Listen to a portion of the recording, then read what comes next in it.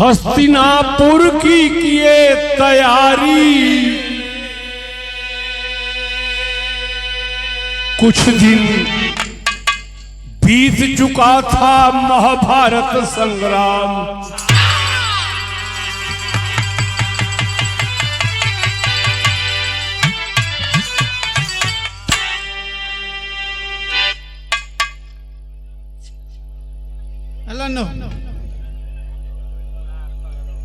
समय का पता हमके ना हो न कहो जिंदगी में बतौले है कि हमार बिरहा 15 मिनट कहो, झूठ कहो ना बोलल है। अब हमें पता ना हो कि 15 मिनट लगी कि 25 मिनट की 40 मिनट। एक बिरहा आप लोग के सुनाओ थे भाई। महाभारत का लड़ाई खत्म हो गई। 100 भाई कौरव लड़ाई में मारल गईलन। कृष्ण भगवान के मन में आयल तनिषा चली। कौरवन का पिता अंधा धृतराष्ट्र हुए, दोनों आंखी के आन्हर। उनकर समाचार ले ली, बिरहा सुनत हुआ। ई ध्यान दिया कि दुर्जन सुनावत हुआ कि लड़ाई खत्म हो गई, ओकरे आगे के बात ही बतावत हुआ।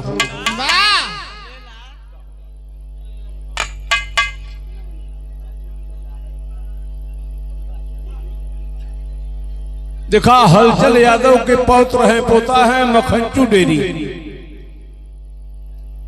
151 रुपए दिए हैं, मुन्ना को धन्यवाद है। कृष्ण भगवान हस्तिनापुर में पहुंचलन। नाराज मत होया भाई, ओह जमाना में जो हस्तिनापुर रहल है आज दिल्ली हो। कृष्ण भगवान का अंधा धृतराष्ट्र बहुत सेवा कैलन। दारू रुपये भैया तू बख्शोदई कर नहीं, ना पढ़ले हुआ तो न बोले के चाहिए। अब सेवा का मतलब कि उन्हें दारू कृष्ण जी के अनहरू पिए उन्हें कि ना पिए उन्हें। फालतू मत बोला, बोले के जगह रहे वहां बोला।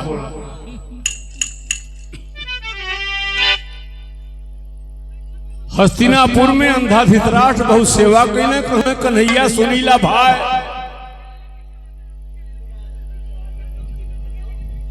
अब सेटिंग बनावो था, कुर्सी आगे लगे पीछे लगे कहां लगे। सुनीला कन्हैया तो दुनिया का मालिक हुआ भाई। हमके बात का जानकारी ना रहल कि लड़ाई में 100 लड़का हमार कटवा देवे।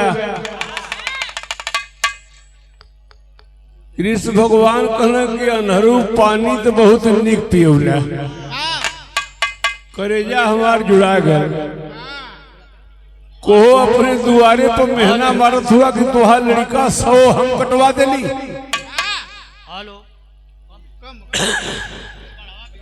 नहीं ठीक हो, मत बढ़ावा। हम उतना बढ़ गए हो, लोग भी खुदा डिस्टर्ब हुई। तू पर्दा पूरा आगे लगवा।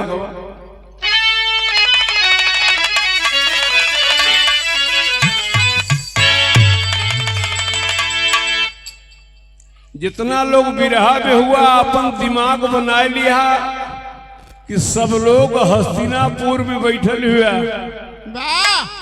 कृष्ण भगवान कौरवन के पिता अंधा के बतावे जात हुआ कि तुम्हार लड़का हम ना कटोली। यहाँ तर्ज है हो, करबला चलो करबला चलो।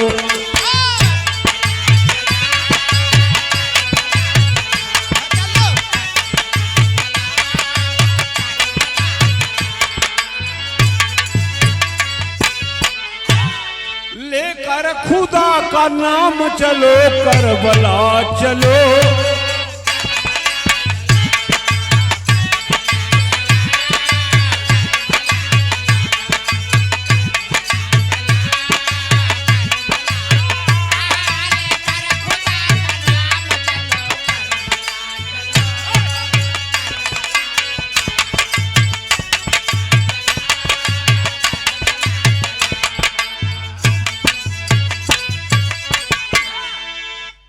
लेकिन विषय में छोड़ाई है बिरहा हो।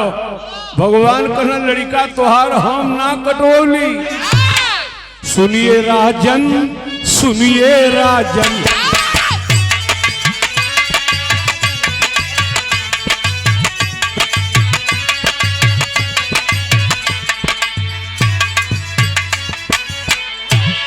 विधि की गति टाले न टली। सुनिए राजन, सुनिए राजन,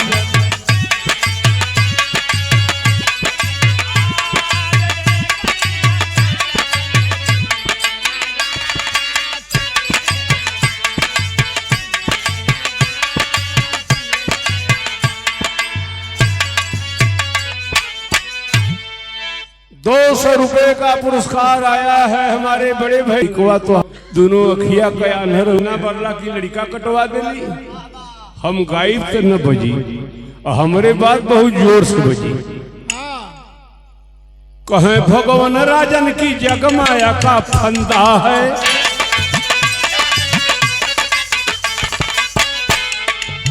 न कोई का बेटी है न बेटा, जगह ही अंधा है।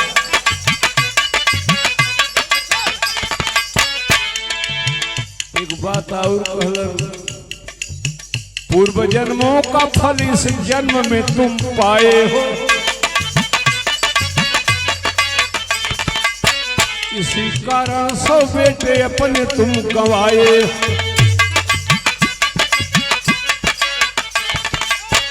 कहें राजन की भगवान भेद पता ना होगा।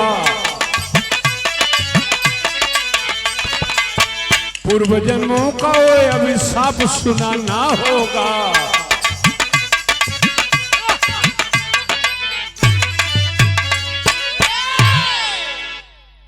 सुनो धृतराष्ट्र, 100 बेटे हमने नहीं मरवाया। अगले जन्म में गंदा काम कैला, 100 बेटवा तो हर कटाए गईलन। हे भाई, जब 100 लड़कन के याद आ गए, हस्तिनापुर में धृतराष्ट्र रोए लगलन। बिरहा गटेरी है सुना में रखा।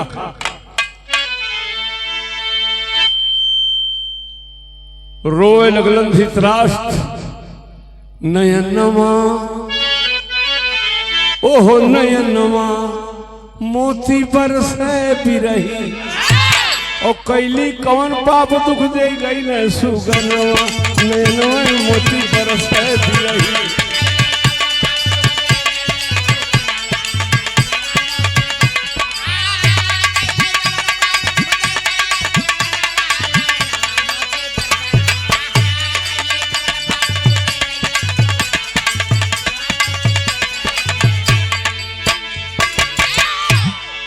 कन्हैया आज क्रिया धरावत है, कसम धरावत है। अगले जन्म में गंदा काम कैली, लड़का काटल गईलन। तू बतावत हुआ और हम बतावत है कि 100 जन्म आगे तक कोनो पापे न कैली। 4 लाइन झूमर छंद हो। मम हृदय उठत सुत शोक सदा, नैना मोती बरसै निरमम। भई भूल नहीं कबहू हमसे, 100 जन्म निपति तन ताज निभम। बेबसन किया बला कतहू, नहीं बालक ब्राह्मण गाय पथम।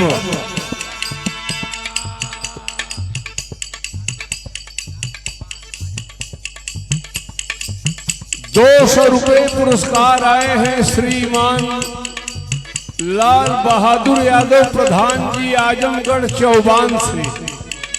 हम प्रणाम करते हैं। श्रीमान रामनोल यादव जी हीरापुर मछहटी से ये 200 रुपये दिए हैं। दाता को प्रणाम करते हैं। और ये बचवा देहलन चंद्रजीत यादव बड़खड़ा धलन जन्म आगे का जानीला कन्हैया किसी बालक ब्राह्मण का वध नहीं किया हूँ, किसी अबला को बेबस नहीं किया हूँ। कसम है मुरली वाला, आज बता कर जाइएगा कौन सा पाप किया 100 लड़के मारे गए। फल कौन पाप का आज मिला, फल कौन पाप का आज मिला, कहिए मोहन दिल में है खला।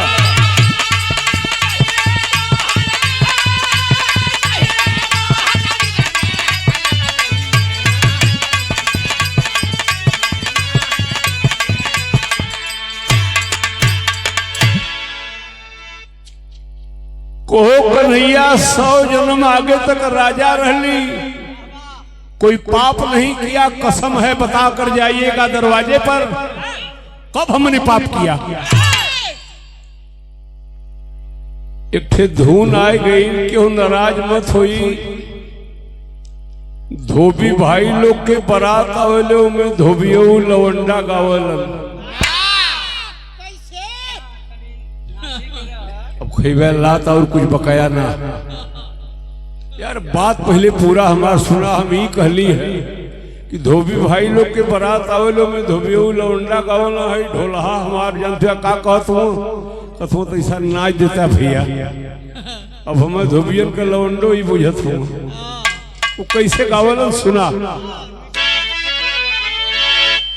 अरे भौजी सागारी ना हो,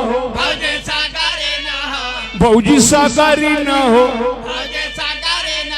लोग पिछड़त गया, एको पैसा देव न पिया दे। भौजी सागारी ना हो, भौजी सागारी ना हो, भौजी सागारी चुनरिया चटकार है, चरवा काहे धूम।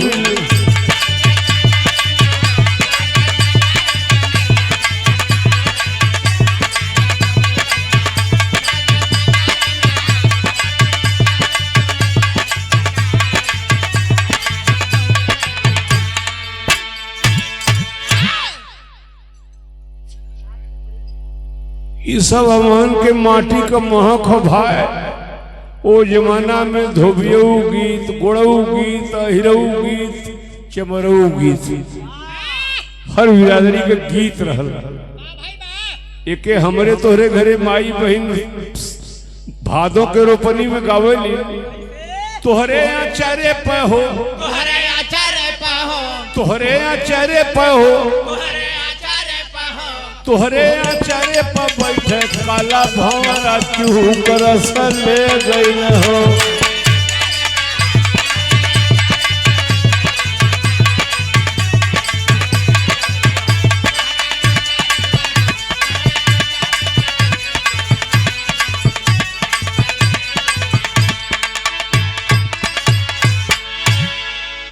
पुरानी याद आ गई साथी।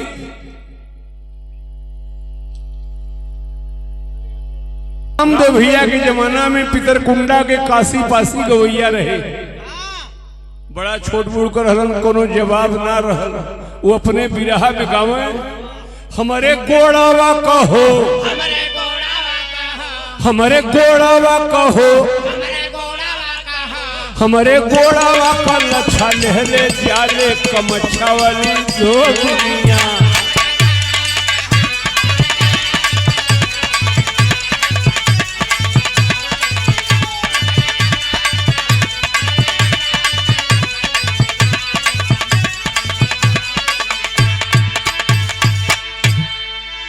हस्तिनापुर में हुआ।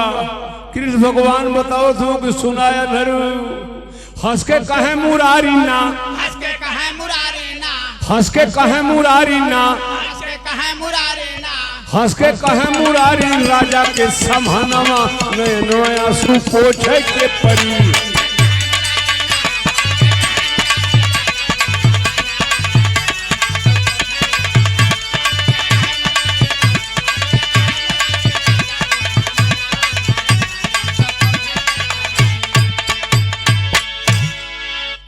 भगवान का न ई बतावा धृतराष्ट्र, 100 जन्म तक तू राजा रहला, कोनो पाप ना कैला।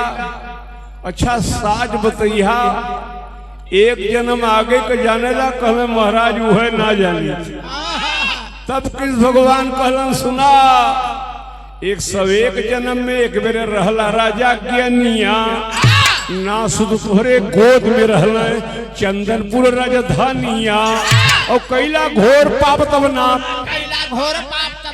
और कैला घोर पाप तब ना कैला घोर पाप जब ज्वानी छलकत तनवा नयनवा सुपोछ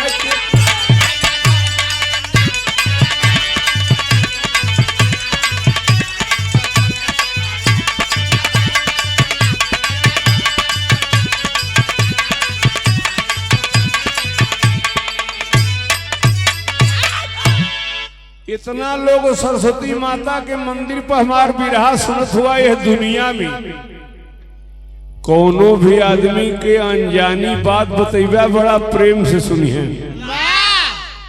भगवान कहना 100 जन्म को तू जानला 1 जन्म आगे को हम बताओ तो 101वें जन्म में भी धृतराष्ट्र तू राजा रहला चंदनपुर में तुहार राजधानी रहल अब तो ही घबराए लगल कहना को हो भगवान ये घड़ी हमार नाव धृतराष्ट्र हो 101वें जन्म में का नाव रहल कहना छपिया कंपनी मेहना बल्ले हुआ बरियार ये लड़का हम कटवा देली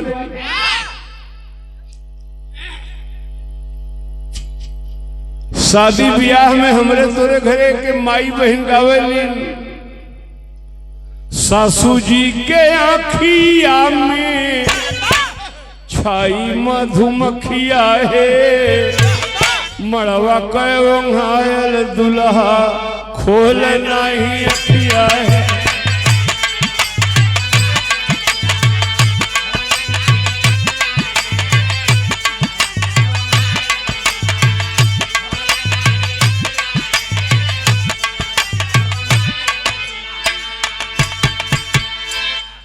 यमन के माटी का महक हो भाई भाई बहन गाँव गोरखपुर जिला में यही के गाँव ली अजूरी में भारी भारी मोतियां लुटाई जी मोतिया कयांगना में चौका पुराई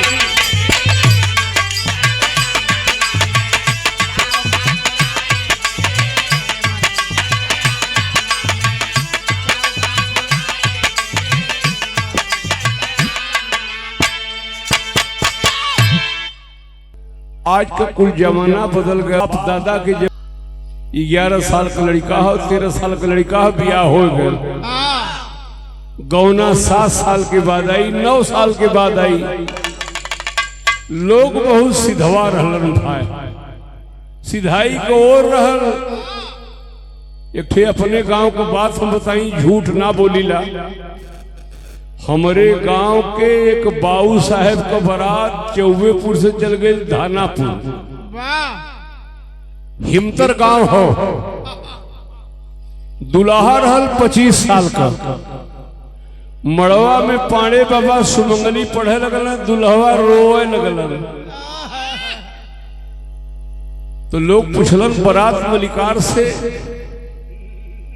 कि आपको लड़का सुमंगली पढ़ा था रोत हुआ कहना लड़कवा रुआ था तो वो रुए लगल दुल्हा का बाबू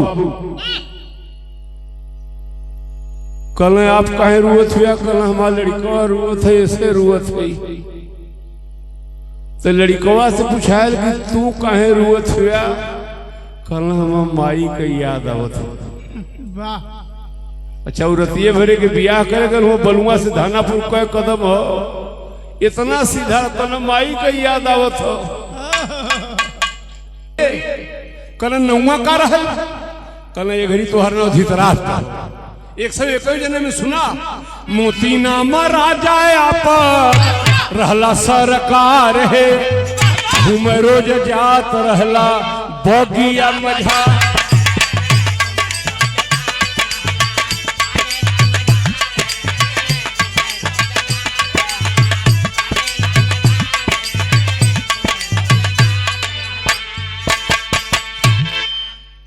एक में जन्म में कृष्ण भगवान कहने तुहार नाम मोती राजा रहल रोज बगीचा अपन घूमे जात रहला, तोरे क्यों बेटी बेटा ना रहल, तनी वो बगीचा का हाल सुना।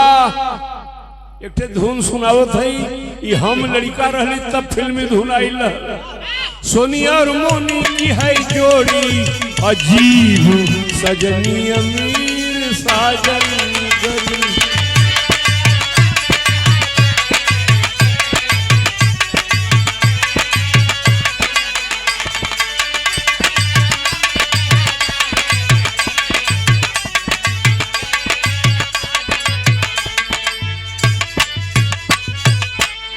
कृष्ण भगवान कहना सुना मोती राजा बगीचा का बखान सुना।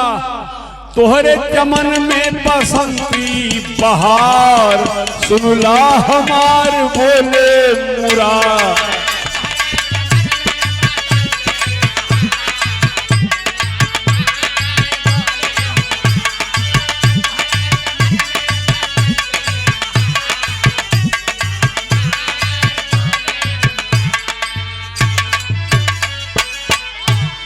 200 रुपए आया है बाबू संजय यादव कादीपुर वाराणसी।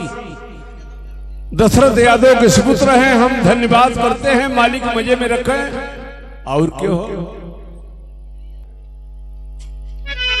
बोला सुना हो, अरे सूखा पड़ गए तोहरे समय में, जल पंछी फैले बिहार। तू को हंसा उड़ करके आए, देहल चमन में डेरा डा। घूम घूम सरोवर पर खो जाए आहार, सुरला हमार बोले।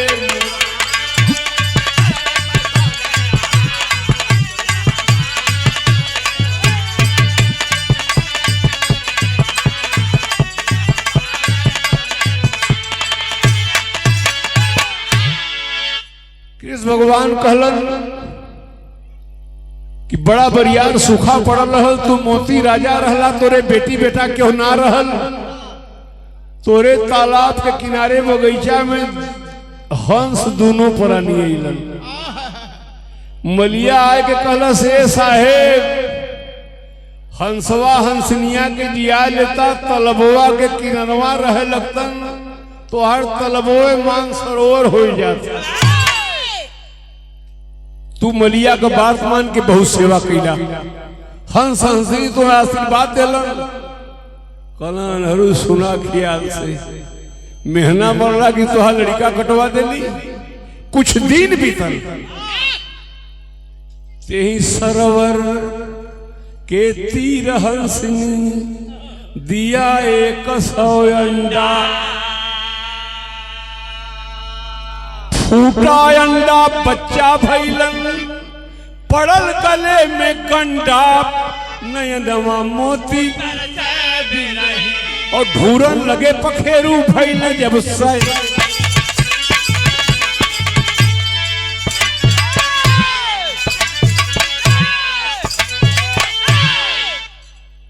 लेकिन बिरहा हमारे वहां पहुंच गई ले कि भगवान कहने कि दोनों हंसवा के जिया लेला। हंसवा हंसनिया से कुछ दिन बीतल, 100 ठे अंडा हो गई, और 100 अंडा से 100 को बच्चा हो गई। कलन हरू सुनाया, 2 हंस के झंकत रहला, 102 हंस। तो हर तालाब जनाए की मानसरोवर हो, इतने में बरखा हो गए। भगवान कहले कि 102 हंस तो भैले मोती राजा, और उतने में हो गई बरसात।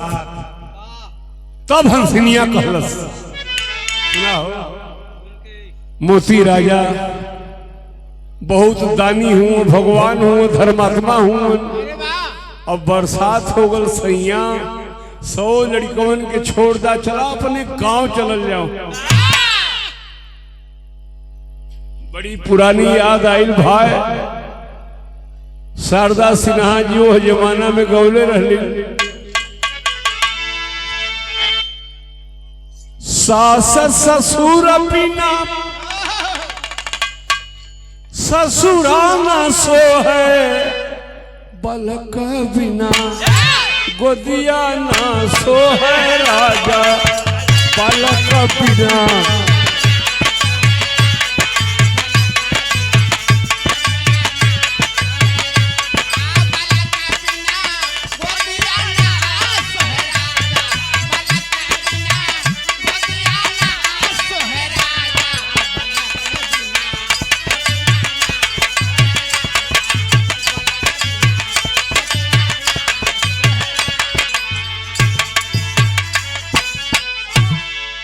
एक घड़ी बिरहा मोबाइल में बजत हो, घड़ी बिरहा कैसेट से बजत रहल।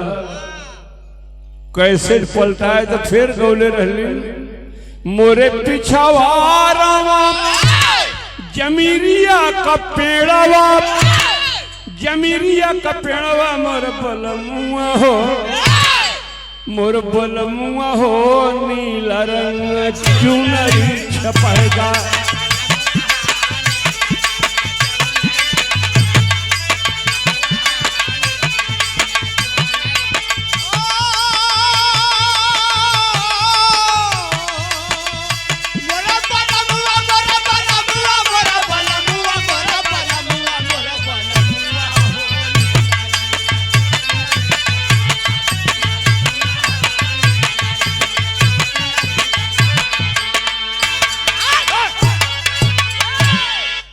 बाबू उदय भाई लाल बिहारी मिश्रा जी गौले रहलन। एक ओर से चीन लड़त रहल, एक ओर से पाकिस्तान, तो लोग न देखले रहल होबा। बहुत ऐठन बाज आवाज रहा। मिर्जापुर से लाल बिहारी मिश्रा गौले रहलन, मोरे पिछवारा दूगो पासल बा पड़ोसिया, हई पड़ोसिया रे हमारा के बड़ा दुख देला।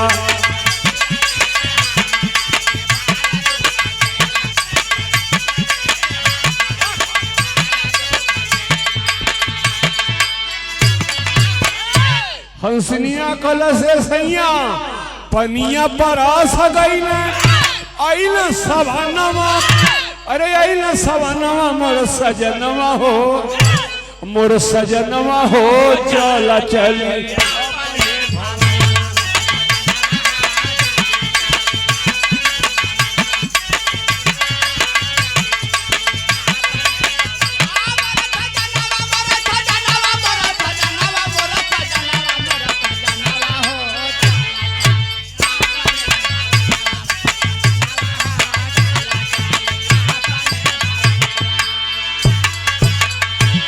बरखा हो गए दोनों प्राणी चला अपने गांव चल जाए बदे, जवन सगारवा में राहली उजारई।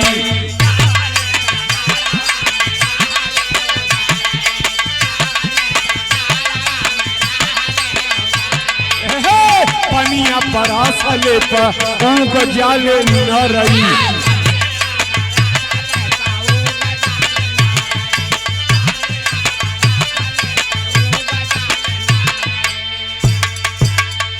पतवा लगावा छोड़ा यही जन सुगनवा मोर सजनवा हो, चला चलिया अपने भवन।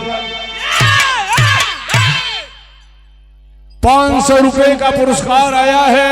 पॉइंट सुनाओ थे कि लड़ाई हो रहा है गई हो, तब को बात बताओ थी। पर्दा तनी पूरा बढ़ावा अच्छे लागता।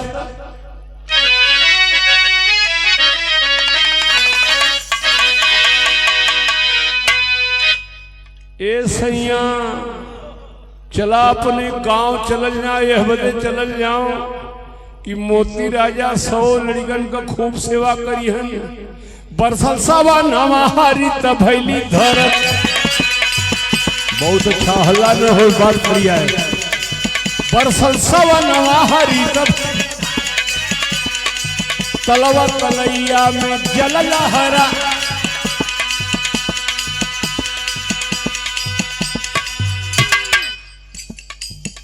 हंसनिया हंसवा अपने गांव जात हुआ भाई, हमके आपके बम्बई में, कलकत्ता में, जौनपुर, आजमगढ़ में बढ़िया रोजगार धंधा मिल जाए। लेकिन संझा सवेरे पर राम मड़ैया लौकले। अब हंसनिया कहलस ओ बड़ी निकल लागले जन्म का घर। और गईले हंसा हंसी अपन पंख फैला और ढेर दिन बीतल नहीं आईने लौटक। और बबुलवा चरे पनिए में जा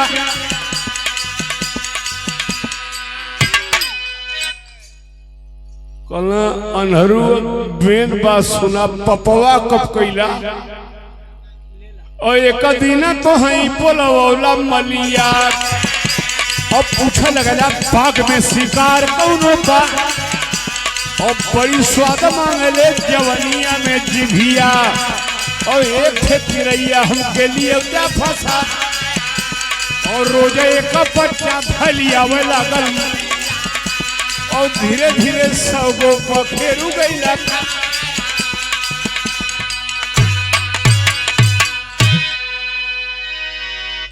तनी एक हमार रह गई हो। कहाँ बिरहा पहुंचल हो कृष्ण भगवान कलन कि हंसवा हंसनिया अपने गांव चल गईलन। वही तोहरे बगीचा में 100 हंस चरत रहलन। मलिया के कहला कि अरे माली भाई कोनो शिकार खिया देते। अब मलिया एक हंस पकड़े लगल। और रोज एक हंस पकड़ के तोहे मोती राजा खिया देलस।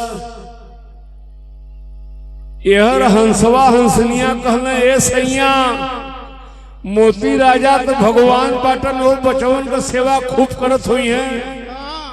चलता तनी सा मोती राजा का दर्शन कर ले जात और 100 लड़कनों से मिल ले जात। हंस हंसनी चंदन नगर में जैसे यहाँ बिरहा में बैठल हुआ गांव के बहरे बगीचा में गई तालाब के किनारे 100 हंसवा तो मोती राजा खा चुकल हो। उन्होंने खाली हड्डी और पांख है। घबराए के गई राज दरबार में कृष्ण भगवान बताओ तू सिंहासन पर बैठल रहला। राज दरबार खचाखच भरल रहल। वही में जाके हंसवा हंसनिया दोनों रोए लगल। रो के का कहलन अरे ना जाने अब ना जाने के लुटले मोर सुगनवा हमारे राजा जी। और बचवन बिना तड़पैला परनवा हमारे राजा जी।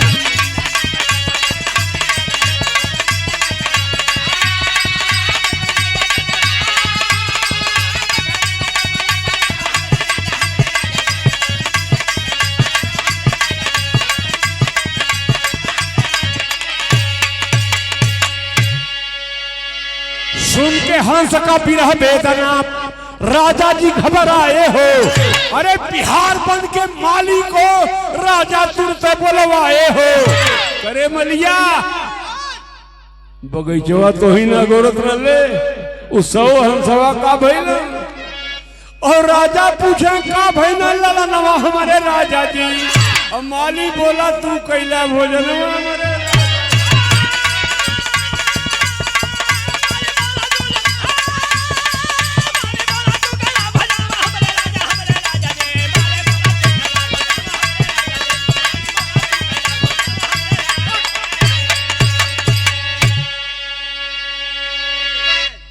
भगवान कृष्ण कहलन कि भरे राज दरबार में मलिया कहलस जान से मार दे बा साहेब। गरीब आदमी है समरथ के नहीं दोस्त गोसाई। और 100 बच्चा अपने हाथ से तो ही मार के खैला हो। हंस हंसनी के ऊपर तू तनिको दया न कैला हो। वही दिन काहे ना पूछला बहनवा हमारे राजा जी। और तो ही मरला 100 हंसन का जनवा हमारे राजा।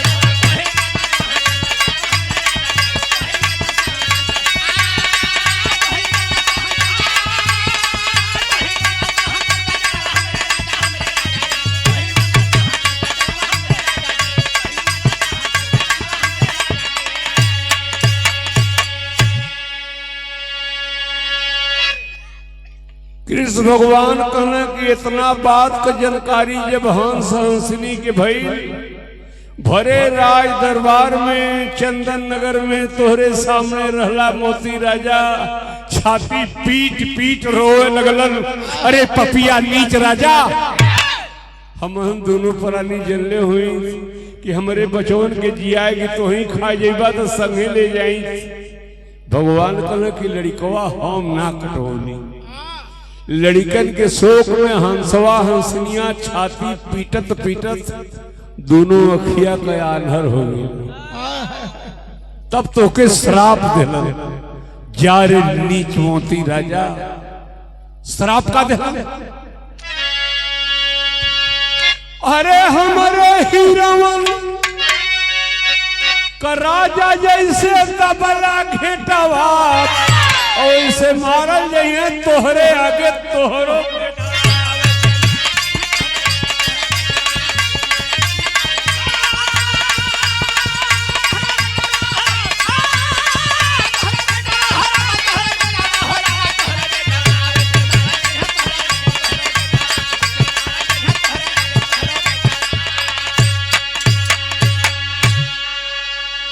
सुनो धृतराष्ट्र, तेरे बेटा हम नहीं कटवाया रे पापी। हंस हंसनी श्राप दिए कि या मोती राजा वो भी दिन आएगा, आज नहीं 101 जन्म में एक बार जब होगा भूपाल 100 सुख तोहरे गोद में हुई कुल कामी चंडाल। करी है कौरव बन के पांडव संग में अरसेटवा। धृतराज को ज्ञान कहानी मनमोहन समझाए और कौरव भाई में हंस वहीं तू जिन्हें मार के। और राजा सुनना जब कहानियां मिलन सारा बेदवा।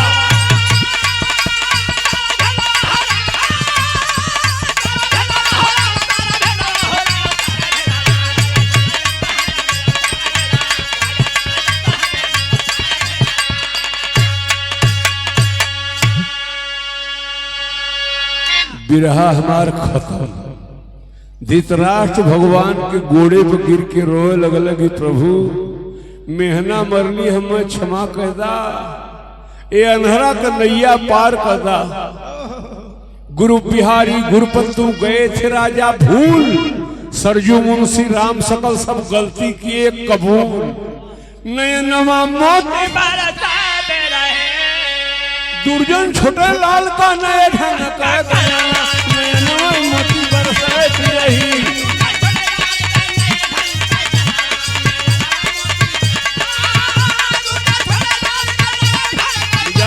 बचा लाल।